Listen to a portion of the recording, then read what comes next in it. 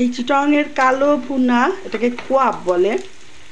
আমার মনে আছে আমার মার বাসায়, মায়ের বাসায় আর কি, আমি যখন ছোট ছিলাম তখন অনেকে এরকম বলতো ভাবি আসতেছি, বা আন্টি, আমার ভাইয়ের বন্ধুরা বলতো আন্টি এই কালো গোশটা খাওয়ার জন্য। অ্যাকচুয়ালি এটার নাম তো তখন ওনারা জানতেন না, আমরা তো খুলনায় ব্রড অ্যান্ড বিল্ড আপ হয়েছি।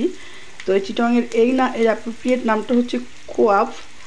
আর আমরাও জানতাম যে মা বোধহয় কালো একটা কড়াই ছিল, কালো কড়াইতে রান্না করেন, এই জন্য ওই মাংসটা কালো মাংস হয়ে যায়। তো যাই হোক, অসম্ভব মজাদার একটা রেসিপি। আমাদের মারা তো এত ফ্রুট ফারুট, চাইনিজ বা থাইল্যান্ড, এত ইতালিয়ান ফুড পারতেন না, কিন্তু যেটা পারতেন সেটা খুব পারফেক্টভাবে পারতেন এবং খুব পরিপক্কতার সাথে নিখুঁতভাবে করার চেষ্টা করতেন। এবং তখনকার কোনো কিছুতে ভেজাল ছিল না, ভালোবাসায়ও ভেজাল ছিল না, এবং অনেকটা করে রান্না করতেন আমার মনে আছে। এবং আমার মায়ের আরেকটা কথা আমার খুব মনে পড়ে, যেটা আমি কখনো কোনো দিন করতে পারি নাই। আমাদের এলাকায় প্রচুর একটা অফিসার্স কোয়ার্টারের মতো ছিল, কাজীবাড়ি। তো সেখানে সিঁড়ির তলে তলে অনেক খালাদের থাকতে দেখতাম পরিবারকে।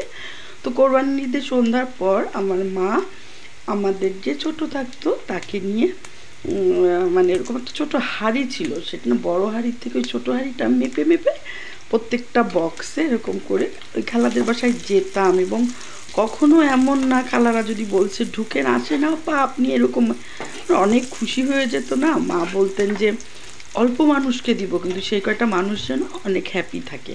কাঁচা মাংস দিত অপরিচিত যারা কানাখোড়ায় আসতেন তাদের, কিন্তু এই পরিচিত মানুষগুলোকে মা বলতেন যে সারাদিন ওরা মাংস টুকি আসে, মানুষের বাসায় কাজ করে আসে, আর একটু যদি রান্না মাংস পাই তো ছেলে মেয়ে নিয়ে কত শান্তি করে খাবে। এই যে অনুভূতিটা অ্যাকচুয়ালি এখনকার মানুষের মধ্যে একেবারেই নেই বলা চলে।